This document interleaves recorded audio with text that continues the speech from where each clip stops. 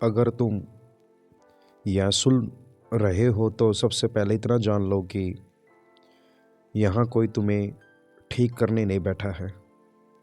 यहाँ कोई यह दिखाने नहीं आया है कि तुम्हारे साथ क्या हो रहा है सही है या गलत।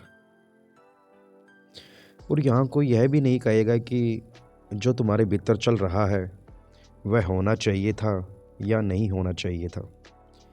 बहुत लोग जब ऊर्जा शब्द सुनते हैं तो उनके भीतर कुछ कस जाता है। सीने में हल्का सा दबाव, पेट में हल्की सी खिंचाव या सांस अपने आप थोड़ी तेज हो जाती है। कभी कभी डर की वजह से नहीं, बल्कि इसलिए कि मन पहले से ही बहुत कुछ सुन चुका होता है, किताबों से, वीडियो से, लोगों से।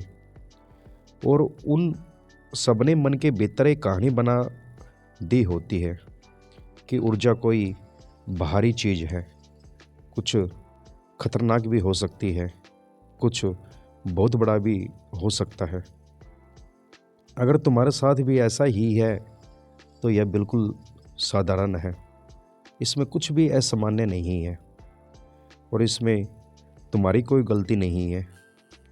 अक्सर ऐसा होता है कि जब भीतर कुछ बदलता है, चाहे वह सांस की गहराई हो, शरीर की संवेदनशीलता हो या मन की गति, तो मन तुरंत किसी नाम की तलाश करता है।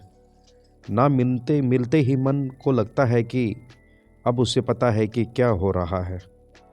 लेकिन उसी पल मन के साथ डर भी आ जाता है, क्योंकि नाम के साथ तुलना जुड़ी होती है और तुलना के साथ आशंका। इसलिए अगर ऊर्जा शब्द सुनते ही तुम्हारे भीतर सवाल उठते हैं, अगर मन सोचने लगता है कि कहीं कुछ गलत तो नहीं हो रहा, या कहीं मैं किसी चीज़ में तो नहीं पड़ गया जिसे संभालना मुश्किल हो जाए, तो यहाँ उस डर को ठीक करने की ज़रूरत नहीं है। यह सत्संग डर हटाने के लिए नहीं है। यह सत्संग यह साबित करने के लिए भी नहीं है कि डर सही है या गलत। यह सत्संग सिर्फ इतना है कि जो भी अभी मौजूद है उसे वैसे ही रहने दिया जाए। यहाँ कोई यह नहीं कहेगा कि ऊर्जा सच है या झूठ। यहाँ कोई यह भी नहीं कहेगा कि ऊर्जा जागनी चाहिए या नहीं।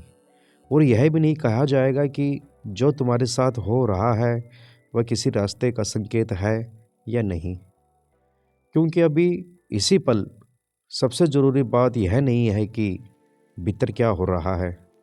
सबसे ज़रूरी बात यह है कि जो भीतर हो रहा है उसके साथ बैठने में तुम्हें कितना सुरक्षित महसूस हो रहा है। बहुत से साधक यहीं चूक जाते हैं, अनुभव से नहीं, अनुभव के डर से। इसलिए अभी कुछ भी समझने से पहले, कुछ भी पकड़ने या सोचने से पहले बस शरीर को यह संकेत मिलना ज़रूरी है कि यहाँ कोई खतरा नहीं है। अगर तुम चल रहे हो तो बेहतर है कि रुक जाओ। अगर लेटे हो तो शरीर को ज़मीन पर टिकने दो, और अगर बैठे हो तो पीठ को थोड़ा ढीला होने दो।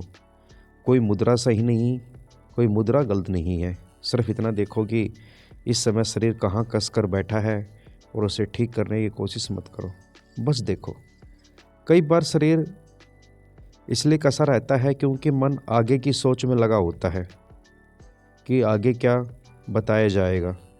कहीं कुछ डराने वाली बात तो नहीं आएगी, या कहीं कोई ऐसा निष्कर्ष तो नहीं आएगा जिसमें मैं खुद को गलत मान लूँ।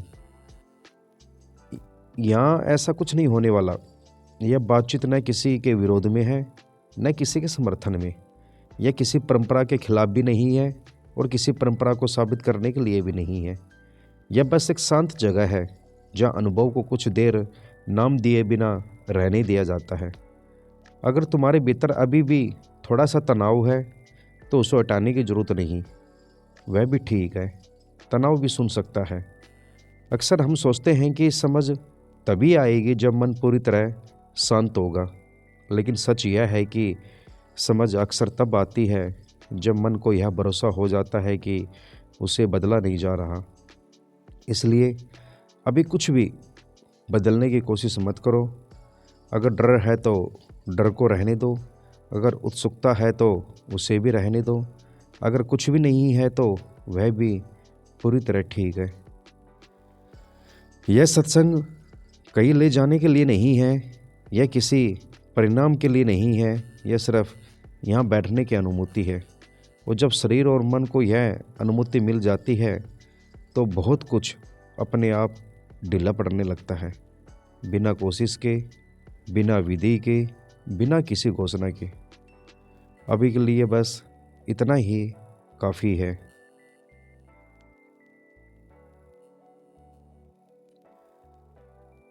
जब लोग कहते हैं कि मेरी ऊर्जा बढ़ रही है तो अक्सर उन्हें लगता है कि उनके भीतर कोई नई चीज़ पैदा हो गई है, जैसे पहले कुछ नहीं था और अब अचानक कुछ आ गया हो।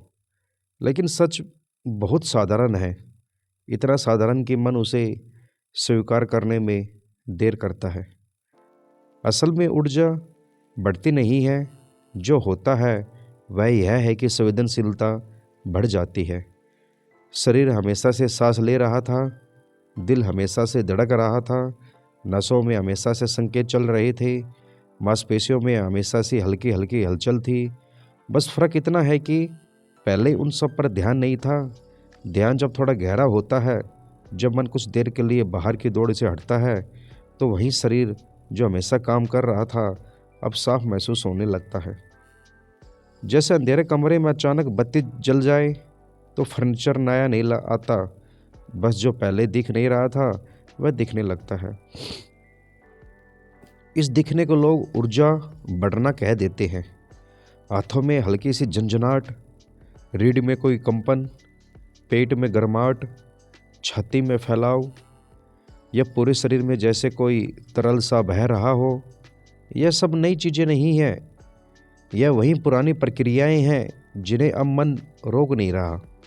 पहले मन बहुत व्यस्त था, सोच में, तुलना में, भविष्य में। अब जब सोच थोड़ी ढीली पड़ी तो शरीर की आवाज़ थोड़ी तेज सुनाई देने लगी। यह कोई रहस्य नहीं है, यह कोई छिपी हुई शक्ति नहीं है, और यह बिल्कुल भी चमत्कार नहीं है। जब तुम बहुत थके होते हो और अचानक आराम करते हो तो शरीर के भीतर की थकान महसूस होने लगती है। वैसे ही जब मन थोड़ी देर शांत होता है तो शरीर के भीतर की सूक्ष्म गतिविधियां महसूस होने लगती है।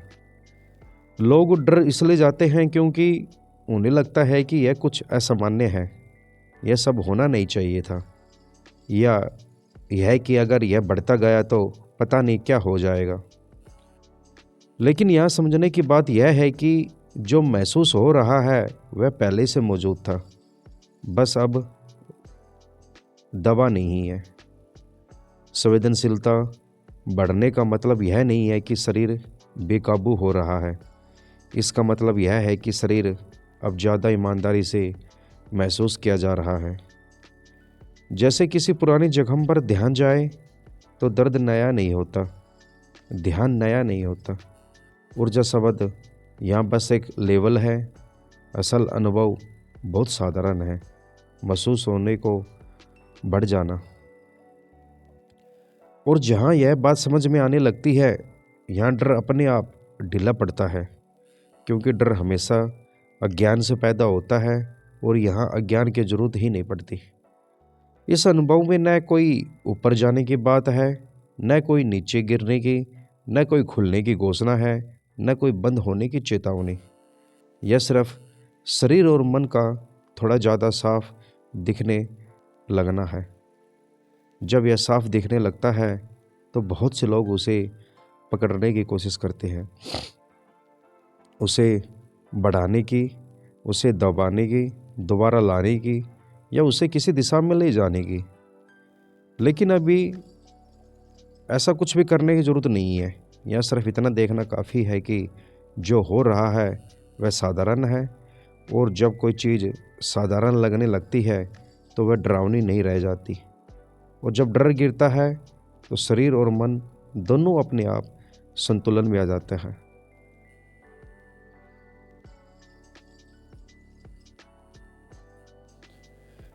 जब ध्यान थोड़ा गहरा होने लगता है तो सबसे पहले कोई अनुभव नहीं आता। सबसे पहले शरीर की आवाज़ साफ होती है। अभी तक शरीर बहुत कुछ कह रहा था, लेकिन मन इतना शोर कर रहा था कि वह आवाज़ दब जाती थी। सोच, चिंता, योजना, तुलना, इन सबके बीच शरीर की सूक्ष्म भाषा खो जाती थी। ध्यान में जब सोच थोड़ी ढीली पड़ती है तो शरीर पहली बार ऐसा महसूस करता है जैसे कोई उसे सुन रहा हो। यहीं से तंत्रिका तंत्र का शांत होना शुरू होता है। कोई तकनीक प्रक्रिया नहीं, कोई जटिल सिस्टम नहीं, बस इतना कि शरीर अब खतरे में नहीं है, उसे लड़ना या भागना नहीं है। पूरा दिन शरीर तनाव में रहता है, कभी जाने अनजाने, कभी डर में, कभी जल्दी में, कभी खुद को साबित करने में। ये सारे तनाव मांसपेशियों में, सांस की गहराई में, रीढ़ की पकड़ में जमा रहते हैं। जब ध्यान में शरीर को यह संकेत मिलता है कि अभी कोई खतरा नहीं है तो वह पुरानी पकड़ों को छोड़ने लगता है। और जब पुरानी पकड़ों को छोड़ा जाता है तो कई तरह की अनुभूतियाँ आती है। कभी हल्का कंपन, कभी नसों में कोई हलचल हो रही हो, कभी गर्मी जैसे रक्त और सांस ज़्यादा खुलकर बह रही हो, कभी शरीर के भीतर बहाव जैसे कोई जमी हुई चीज़ पिघल रही हो। यह सब किसी नई ऊर्जा के आने से नहीं होता, यह उस तनाव के ढीला पड़ने से होता है जो बहुत समय से दबा हुआ था।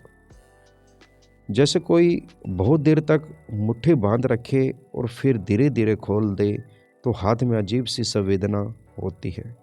यह नई शक्ति नहीं, यह पुराने तनाव का खुलना है। मस्तिष्क भी इसी के साथ बदलता है। जब शरीर सुरक्षित महसूस करता है तो मस्तिष्क भी चौकसी से हटता है। विचार थोड़े धीमे होते हैं, भीतरी शोर कम होता है और उसी कम शोर में शरीर की हलचल ज़्यादा साफ दिखने लगती है।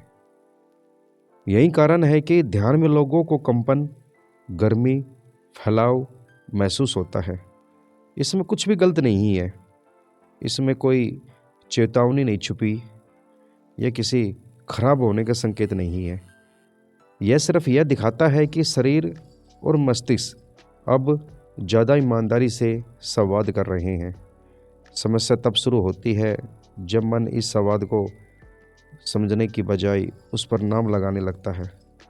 लेकिन अभी कोई नाम लगाने की ज़रूरत नहीं, यहाँ बस इतना देखना है कि जो महसूस हो रहा है वह शरीर और मस्तिष्क की स्वाभाविक भाषा है। और जब यह बात बैठने लगती है तो अनुभव अपने आप हल्के हो जाते हैं, डर अपने आप गिरता है और ध्यान बिना किसी दबाव के स्वाभाविक रूप से आगे बहने लगता है। अब बात करते हैं यहाँ से डर कैसे जन्म लेता है। अब यहाँ से एक बहुत नाजुक मोड़ आता है और यह मोड़ शरीर में नहीं आता, यह मोड़ मन में होता है। अभी तक जो हो रहा था वह बस संवेदना थी, गर्मी, कंपन, बहाव, कुछ महसूस होना। इसमें कोई डर नहीं था, शरीर बस अपने ढंग से बोल रहा था और कोई उसे सुन रहा था। लेकिन फिर अचानक मन बीच में आता है। मन पूछता है यह क्या है, और उसके साथ ही एक दूसरा सवाल भी आ जाता है, कहीं कुछ गलत तो नहीं हो रहा। ध्यान से देखना, डर अनुभव से नहीं आता, डर सवाल से आता है। कंपन अपने आप से डर नहीं है, गर्मी अपने आप से डर नहीं है, बहाव अपने आप से डर नहीं है। डर तब पैदा होता है जब मन उस अनुभूति पर अर्थ चढ़ाने लगता है। यह सामान्य नहीं लग रहा, दूसरों को ऐसा होता है या नहीं, अगर यह बढ़ गया तो, अगर मैं फंस गया तो। यह सवाल बहुत मानवीय है। यहाँ कोई गलती नहीं है, यह कोई कमजोरी नहीं है। मन का काम ही है अर्थ ढूंढना है। मन खालीपन से डरता है, वह हर अनुभव को किसी कहानी में बांधना चाहता है। वो जैसे ही कहानी बनती है, डर जन्म ले लेता है। ध्यान में यह डर इसलिए और गहरा हो जाता है क्योंकि यहाँ पहले से संवेदनशीलता बढ़ी हुई होती है। जो थोड़ा सा विचार सामान्य जीवन में हल्का लगता, वही यहाँ बहुत भारी लगने लगता है। एक छोटा सा सवाल पूरा शरीर जकड़ सकता है और फिर मन और भी आगे जाता है। अगर यह गलत दिशा में चला गया तो, अगर इससे बाहर नहीं निकला तो, अगर मैं पहले जैसा नहीं रहा तो। ध्यान रखना, यह डर किसी खतरे का संकेत नहीं, यह सिर्फ अनिश्चितता का डर है। मन को दिशा चाहिए, मन को नक्शा चाहिए, मन को यह भरोसा चाहिए कि यह नियंत्रण में है। वो ध्यान में नक्शे टूटने लगते हैं, नियंत्रण ढीला पड़ता है। यही ढीलापन मन को डराता है। यहाँ यह कोई नहीं कह रहा कि डर गलत है या डर नहीं होना चाहिए। या बस इतना देखा जा रहा है कि डर कहाँ से आता है। डर शरीर से नहीं आता, डर ऊर्जा से नहीं आता, डर संवेदना से नहीं आता। डर उस पल आता है जब अनुभव पर अर्थ चढ़ाया जाता है। और जैसे ही यह बात धीरे धीरे समझ में आने लगती है, डर अपने आप थोड़ा ढीला पड़ने लगता है। क्योंकि तब पहली बार यह दिखता है कि डर कोई शक्ति नहीं है, डर कोई संकेत नहीं है, डर बस एक कहानी है जो अनुभव के ऊपर बैठ गई है।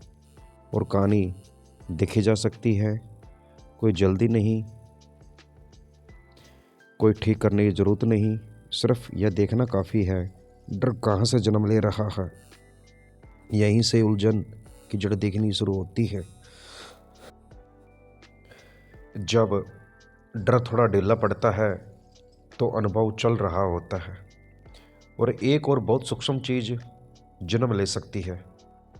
यह अहंकार का वही रूप नहीं है जिसे हम आमतौर पर पहचानते हैं।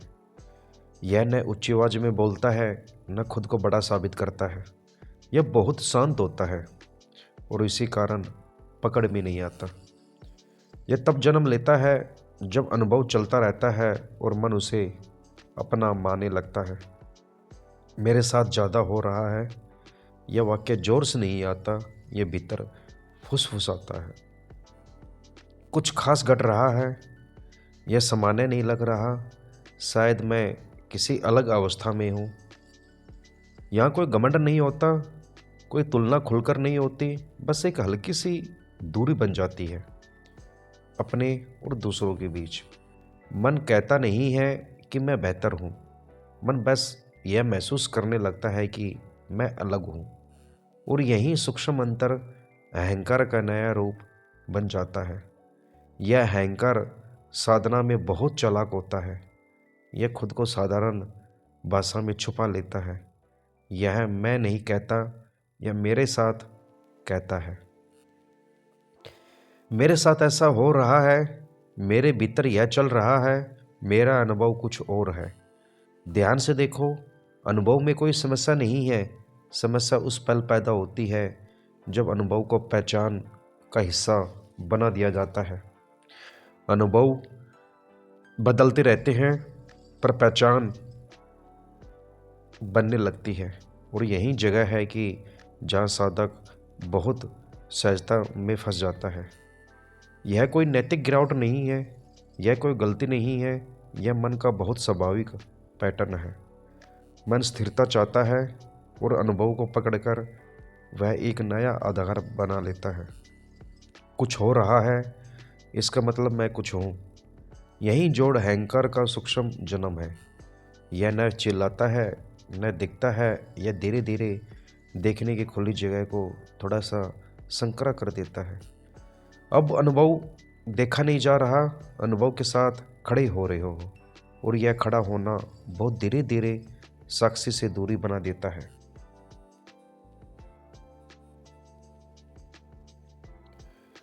यह बात समझने की नहीं है, यह देखे जाने की है।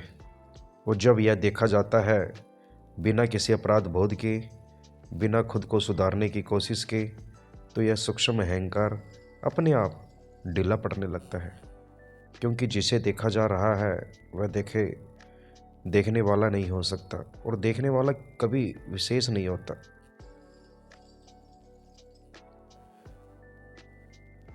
अब बात करते हैं भ्रम कैसे बनता है। भ्रम किसी एक चीज़ से नहीं बनता। यह तब बनता है जब तीन अलग अलग धाराएं आपस में चुपचाप जुड़ जाती है। पहली धारा है अनुभव।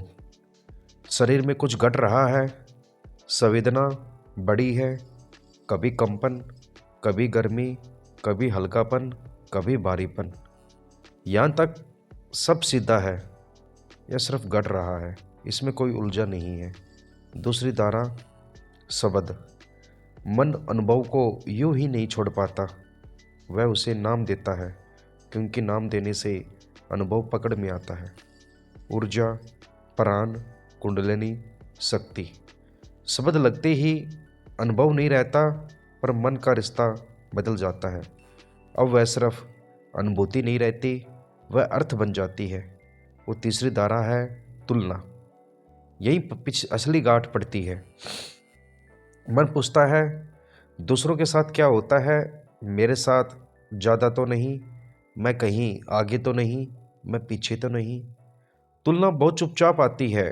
वह कहती नहीं मैं तुलना कर रहा हूँ, वह बस भीतर एक हल्का सा माप बनाती है। और अब अनुभव, शब्द, तुलना तीनों मिलकर एक नई चीज़ बना देते हैं, पहचान। अब बात ऊर्जा हो रही है कि नहीं रहती, अब बात हो जाती है मेरी ऊर्जा, मेरी अवस्था, मेरे साथ कुछ खास। यहीं से ऊर्जा अनुभव नहीं रहती, पहचान बन जाती है, और पहचान बनते ही भ्रम जन्म ले लेता है, क्योंकि पहचान को बचाना पड़ता है, समझाना पड़ता है, साबित करना पड़ता है, और कभी कभी डरना भी पड़ता है कि कहीं यह छीन न जाए। यहीं से डर और अहंकार दोनों एक ही जगह से निकलते हैं। डर इसलिए कि कहीं कुछ गलत ना हो जाए, अहंकार इसलिए कि कहीं मैं साधारण ना हो जाऊं। और यह सब किसी बुरी नीयत से नहीं होता, यह मन की स्वाभाविक गति है। मन स्थिरता चाहता है, और अनुभव को पकड़कर वह स्थिरता ढूंढ लेता है। लेकिन जो चीज़ आती जाती है उसे पहचान बना लेने से उलझन पैदा होती ही है। यहाँ कोई गलती नहीं है, यहाँ बस एक चूक है। अनुभव को वह जगह दी जाती है जो देखने वाले की होती है। वो जब यह साफ देखने लगता है कि भ्रम अनुभव से नहीं, अनुभव को पकड़ने जाने से बनता है, तो पकड़ अपने आप ढीली होने लगती है। क्योंकि जो देखा जा सकता है वह तुम नहीं हो, और जो तुम हो वह कभी भ्रम में नहीं फंसता। अब बात करते हैं शास्त्रों की शांत दृष्टि के बारे में। यह शास्त्रों को उद्धृत नहीं किया जाएगा, कोई श्लोक गिनाए नहीं जाएंगे, कोई प्रमाण नहीं दिया जाएगा। यह शास्त्र बोलेंगे नहीं, वे वैसे ही उपस्थित होंगे जैसे शांत सांस होती है। उपनिषद जब चेतना की बात करते हैं तो वे अनुभवों को नकारते हैं नहीं। वे यह नहीं कहते कि जो शरीर में घट रहा है वह झूठ है, पर वे बहुत साफ संकेत देते हैं जो भी घट रहा है वह देखा जा सकता है। कठोपनिषद में रथ का रूपक आता है, इंद्रियां चल रही है, मन दिशा पकड़ रहा है, बुद्धि निर्णय ले रही है। लेकिन जो इस पूरे रथ को जान रहा है वह न इंद्रिया है, न मन, न बुद्धि। वह चालक नहीं बनता, वह जानने वाला बनता है। गीता में कृष्ण कर्म, गुण, प्रकृति की बात करते हैं। शरीर में जो हलचल है वह प्रकृति है। सुख दुख, उत्साह डर, उठना गिरना सब प्रकृति में घटता है। लेकिन जो यह सब देख रहा है वह कर्ता नहीं कहा गया, वह साक्षी है। गीता कहीं भी यह नहीं कहती कि अनुभव पकड़ो, वह यह भी नहीं कहती कि अनुभव से भागो। वह बस इतना कहती है जो घट रहा है वह देखे जाने योग्य है। योग सूत्र में दृष्टा और दर्शय का भेद बहुत शांत ढंग से रखा गया है। चित्त में जो भी उठता है वह दृश्य है, वृत्ति है, परिणाम है। चाहे वह विचार हो, भाव हो, संवेदना हो या ऊर्जा की अनुभूति, सब दृश्य है। वो दृष्टा वह कभी भी इनमें से किसी का हिस्सा नहीं बनता। शास्त्र यहाँ बहुत करुण है। वे साधक से यह नहीं कहते कि तुम भ्रम में हो, वे बस धीरे से यह याद दिलाते हैं तुम जो देख रहे हो वह तुम नहीं हो।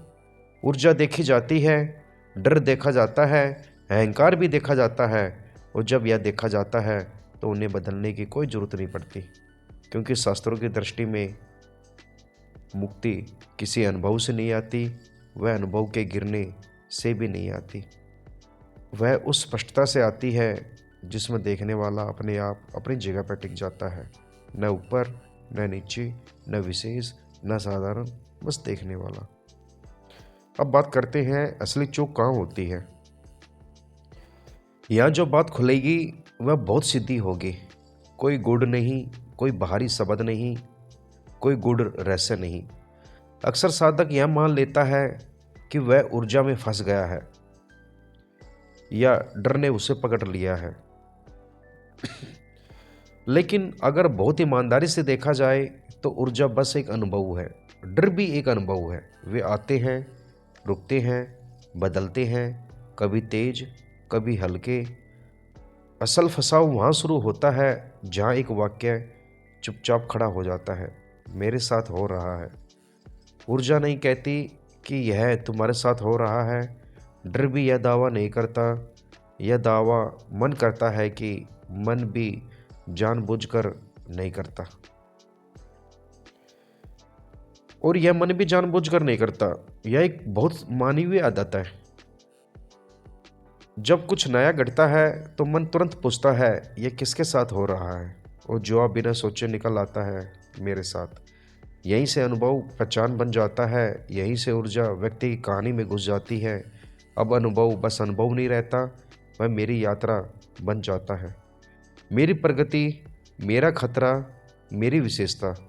और यही साधक थकने लगता है, क्योंकि अनुभव को संभालना पड़ता है, डर को ठीक करना पड़ता है, ऊर्जा को नियंत्रित करना पड़ता है, जबकि वास्तव में इनमें से कुछ भी संभालने योग्य नहीं था। चूक ऊर्जा में नहीं थी, चूक डर में नहीं थी, चूक इस छोटे से लगभग अदृश्य वाक्य में थी, यह मेरे साथ हो रहा है। जब यह वाक्य ढीला पड़ता है तो कुछ खास घटता नहीं, कोई नया अनुभव नहीं आता, बस बोझ उतरता है। ऊर्जा वही रहती है, संवेदना वही रहती है, डर भी कभी कभी आ जाता है, लेकिन पकड़ नहीं बनती, और बिना पकड़े कुछ भी फंस नहीं सकता। यह समझ सुनने वाले को कोई नया रास्ता नहीं देती, यह बस इतना करती है कि जो अनजाने में कस गया था वह अपने आप ढीला पड़ने लगता है। अब आखिरी में मैं आपसे यही कहूँगा कि यहाँ कुछ पूरा नहीं किया जाएगा, कोई आखिरी बात नहीं कही जाएगी, कोई गांठ खोलने का दावा नहीं होगा, क्योंकि जो देखा जा रहा है वह किसी समापन की मांग नहीं करता। डर जब आता है तो वह दिखाई देता है, और उसे जो देख रहा है वह डर नहीं है। अहंकार जब उठता है तो वह भी दिखाई देता है, और जो उसे देख रहा है वह अहंकार नहीं है। यह समझ कोई निष्कर्ष नहीं है, यह कोई उत्तर नहीं है, यह सिर्फ एक ठहराव है जहाँ सवाल भी शांत हो जाते हैं।